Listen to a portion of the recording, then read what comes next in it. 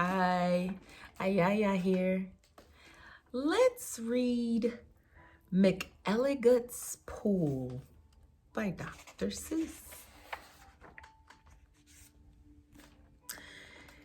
Young man, laughed the farmer, you're sort of a fool.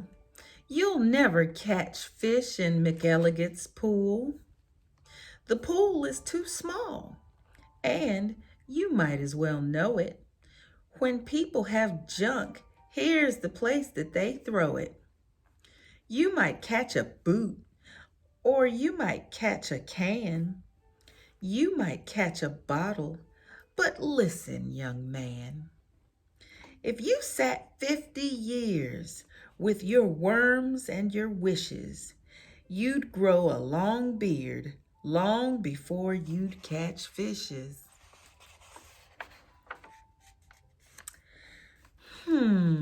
Answered Marco. It may be you're right.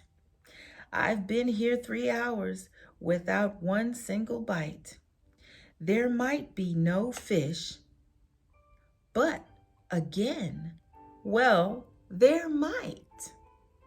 'Cause you never can tell what goes on down below. This pool might be bigger than you or I know. This might be a pool like I've read of in books, connected to one of those underground brooks. An underground river that starts here and flows right under the pasture, and then, well, who knows? It might go along down where no one can see, right under State Highway 203, right under the wagons, right under the toes of Mrs. Umbroso, who's hanging out clothes. It might keep on flowing, perhaps, who can tell? Right under the people in Sneeden's Hotel, right under the grass where they're playing croquet, then under the mountains and far, far away.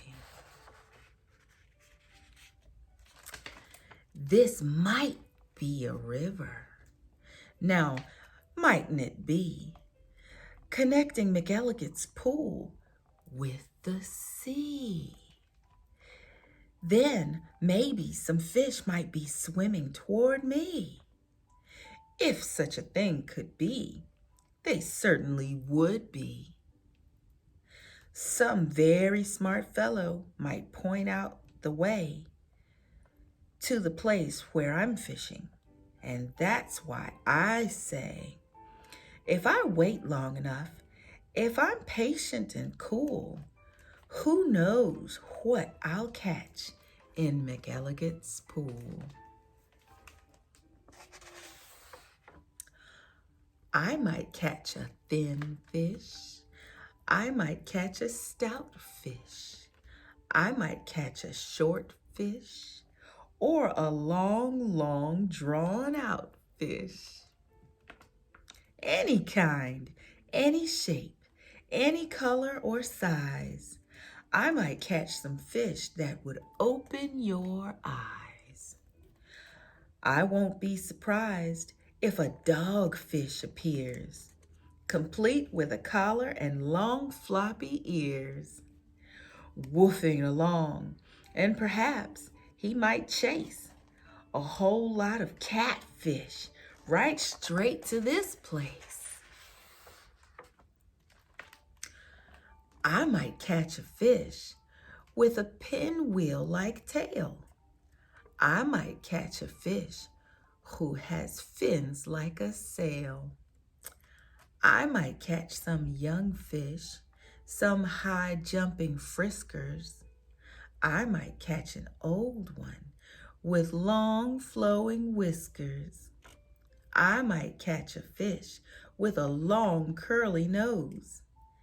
I might catch a fish like a rooster that crows.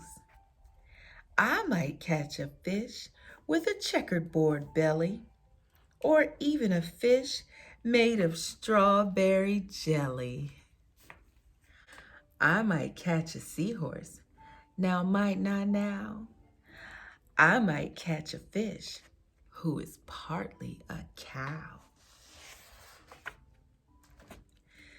Some fish from the tropics, all sunburned and hot, might decide to swim up. Well, they might they not? Racing up north for a chance to get cool, full steam ahead for McElligott's pool. Some Eskimo fish from beyond Hudson Bay might decide to swim down, might be headed this way. It's a pretty long trip, but they might and they may. I might catch an eel. Well, I might, it depends. A long twisting eel with a lot of strange bends, and oddly enough, with a head on both ends. One doesn't catch this kind of fish as a rule, but the chances are fine in McElligott's pool. I might catch a fish with a terrible grouch, or an Australian fish with a kangaroo's pouch. Who wants to catch small ones like mackerel or trout? Say, I'll catch a sawfish with such a long snout that he needs an assistant to help him about. If I wait long enough, if I'm patient and cool, who knows what I'll catch in McElligott's pool? Some roughneck old lobster, all gristle and muscle, might grab at my bait, then would I have a tussle.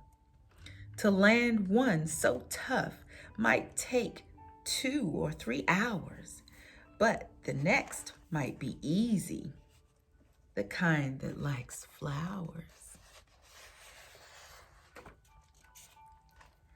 I might catch some sort of a fast-moving bloke who zips through the waves with an overarm stroke.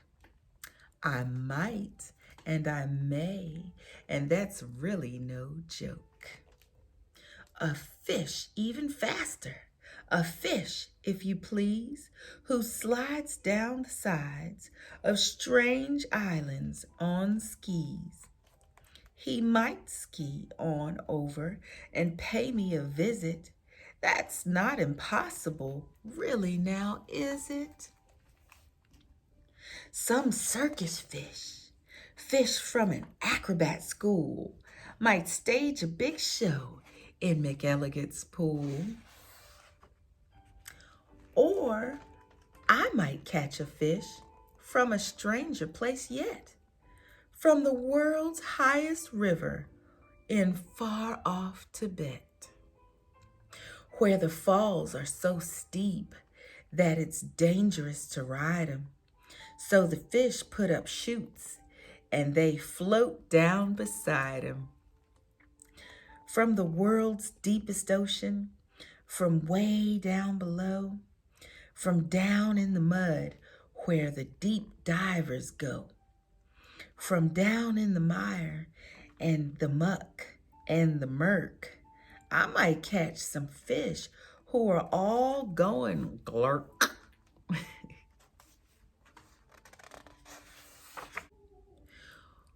Whales.